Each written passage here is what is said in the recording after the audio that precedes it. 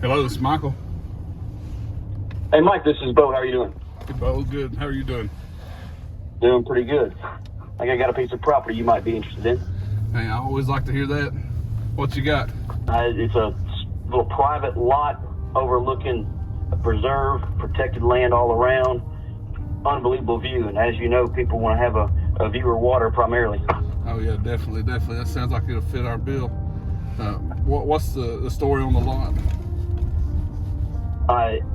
This is a lady who is widowed.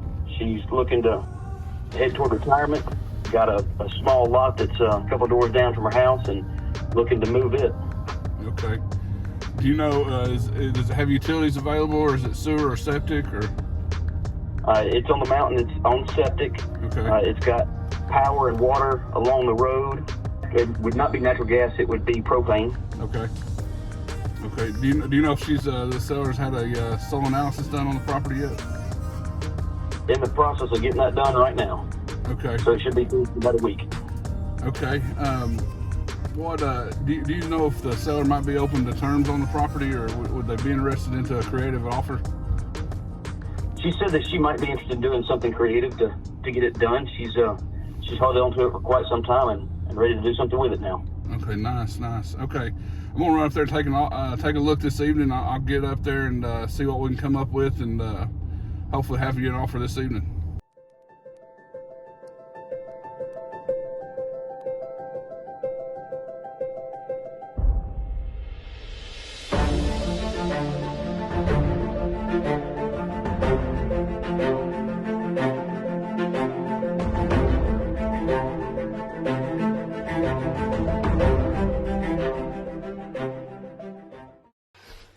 Hey guys, Michael Hicks here with Mike Does.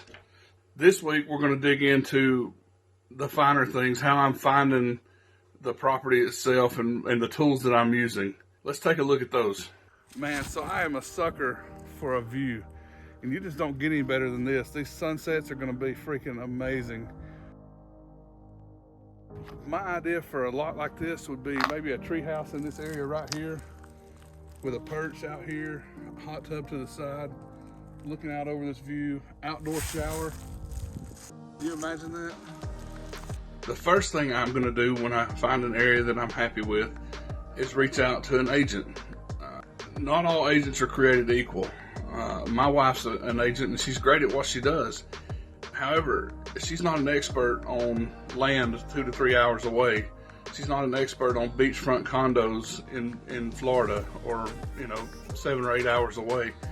The agents that are local to the areas you're looking in are going to be more familiar with the area. They might have pocket listings that aren't on the market yet, that they've been working on a seller for a while and haven't gotten them to list yet, and they can go and say, hey, I have somebody interested in this property, can we show it to them, even if it's not on the market. Develop a relationship with that agent. Do what you say you're going to do when you say you're going to do it, and close on the property. Show them that you can close. They're going to bring you more deals. One of the other tools that I like to use, especially when I'm out driving, is an app called LandGlide.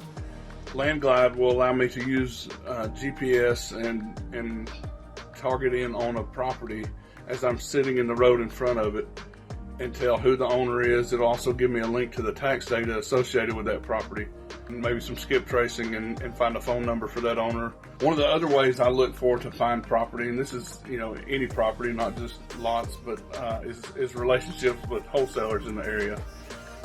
You want to reach out to the local RIA or real estate groups on Facebook and find who the reputable wholesalers are in your area. I see so many times where wholesalers are just getting started and they'll post an ad on Facebook saying, they have this excellent property with an excellent location, and place your email down below for details. 9 times out of 10, they don't even have a house for sale. They're just collecting your information for a buyer's list. So just be careful who you're dealing with. They will occasionally have good deals and something you might be able to work with. There are several other ways I like to find property, and my favorite way by far is just getting out and driving. Some call it driving for dollars. So I like to get out in the area I'm looking in, drive around, get a feel for the land, what's around, the neighboring structures. How do they keep their properties up? Are there 3 school buses in the yard and 18 broken down cars and a mobile home that's fallen in? That's not what I want to put my tiny home next to, and that's not what a short-term rental guest would want to stay in if they were, even if you did put your tiny home next to it. So, driving around gets you a good idea for the area. It also lets you know what's in proximity to that area. How close are you to shopping, and how close are you to dining? Are there any parks or hiking or state parks around? Things like that. You can get out and see some of the lots that are listed for sale with agents, but also you'll notice for sale by owner lots. And then every now and then you get lucky and find this perfect piece of property.